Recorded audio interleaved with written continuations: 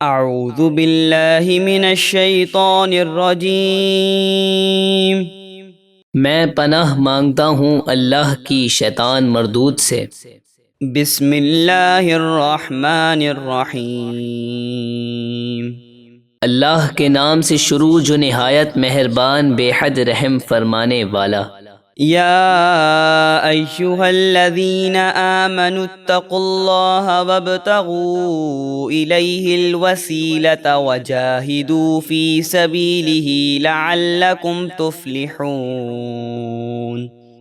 اے ایمان والو، اللہ سے ڈرو اور اس تک پہنچنے کا وسیلہ تلاش کرو اور اس کی راہ میں جہاد کرو تاکہ تم فلاح پاؤ۔ ان الذين كفروا لو ان لهم ما في الارض جميعا ومثله معه ليفتدوا به من عذاب يوم القيامة ما تقبل منهم ولهم عذاب أليم۔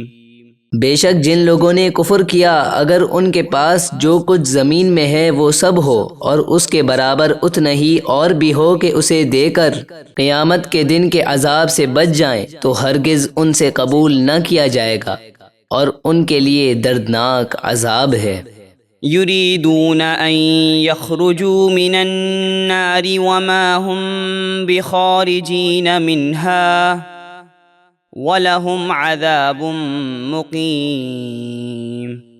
وہ دوزخ سے نکلنا چاہیں گے اور اس سے نکل نہ پائیں گے اور ان کے لیے ہمیشہ کا عذاب ہے۔ وَالسَّارِقُ وَالسَّارِقَةُ فَاقْطَعُوا أَيْدِيَهُمَا جَزَاءً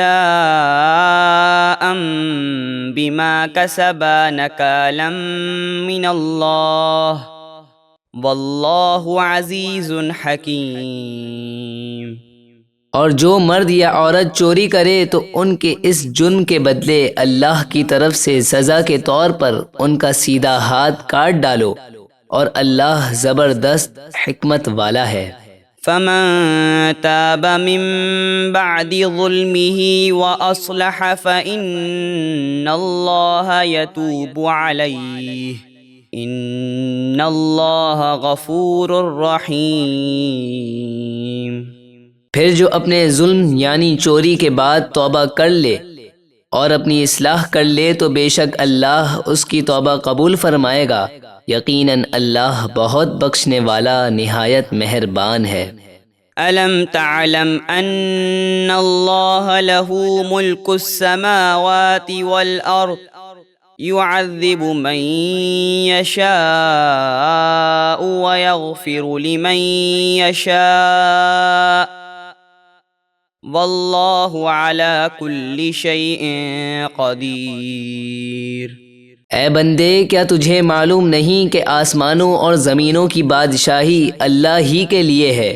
وہ جسے چاہتا ہے سزا دیتا ہے اور جسے چاہتا ہے بخشتا ہے اور اللہ سب کچھ کر سکتا ہے۔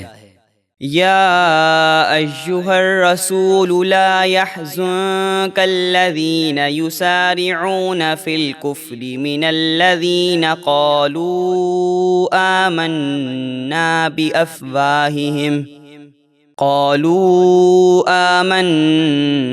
بأفواہہم ولم تؤمن قلوبہم ومن الذین ہادوا سماعون للكذب سماعون لقوم آخرین لم يأتوك يحرفون الكلم من بعد مواضعه يقولون إن أوتيتم هذا فخذوه وإن لم تؤتوه فاحذروا ومن يرد الله فتنته فلن تملك له من الله شيئا أولئك الذين لم يرد الله أن يطهر قلوبهم لهم في الدنيا خزي ولهم في الآخرة عذاب عظيم۔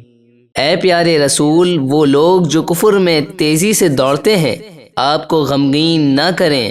کچھ وہ منافقین جنہوں نے اپنے منہ سے کہا ہم ایمان لائے، حالانکہ ان کے دلوں میں ایمان نہیں۔ اور کچھ یہودی جو جھوٹی باتیں خوب سنتے ہیں، اور دوسرے لوگوں یعنی خیبر کے یہودیوں کی بھی خوب سنتے ہیں، جو آپ کے پاس ابھی تک حاضر نہیں ہوئے۔ وہ توریت میں اللہ کی باتوں کو ان کی جگہوں سے بدل دیتے ہیں، اپنے ساتھیوں سے کہتے ہیں اگر تمہیں ہمارا بتایا ہوا یہ حکم دیا جائے تو مان لینا، اور اگر یہ حکم نہ دیا جائے تو بچنا۔ تو جسے اللہ گمراہ کرنا چاہے تو اے سننے والے، تو اسے کسی طرح اللہ سے بچا نہیں سکتا۔ یہ وہ لوگ ہیں جن کے دلوں کو اللہ نے پاک کرنے کا ارادہ نہیں فرمایا، ان کے لیے دنیا میں رسوائی ہے اور آخرت میں ان کے لیے بڑا عذاب ہے۔ سماعون للكذب اکالون للسحت فَإِن جَاءُوكَ فَاحْكُم بَيْنَهُمْ أَوْ أَعْرِضْ عَنْهُمْ وَإِن تُعْرِضْ عَنْهُمْ فَلَن يَضُرُّوكَ شَيْئًا وَإِن حَكَمْتَ فَاحْكُم بَيْنَهُم بِالْقِسْطِ إِنَّ اللَّهَ يُحِبُّ الْمُقْسِطِينَ۔ یہ یہودی خوب جھوٹ سننے والے بڑے حرام خور ہیں، تو اے حبیب اگر وہ آپ کے پاس آئیں تو آپ کو اختیار ہے کہ ان کے درمیان فیصلہ فرمائیں یا ان سے منہ پھیر لیں، اور اگر آپ ان سے منہ پھیر لیں تو وہ آپ کو کچھ بھی نقصان نہ پہنچا سکیں گے، اور اگر آپ ان میں فیصلہ فرمائیں تو انصاف کے ساتھ فیصلہ فرمائیں، بے شک انصاف کرنے والوں کو اللہ پسند فرماتا ہے۔